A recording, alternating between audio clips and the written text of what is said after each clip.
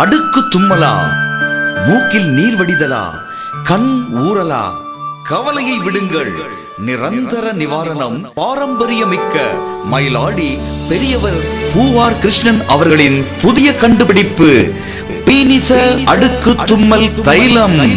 பீனிச அடுக்கு தும்மல் தைலம் பல வகையான மூலிகைகளை கலந்து தயாரிக்கப்படுகிறது.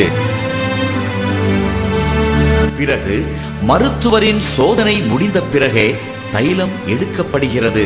இதை 10 நாட்கள் தலையில் தேய்த்து குளித்தால் உங்கள் நோய்கள் பூரண குணமடைகிறது.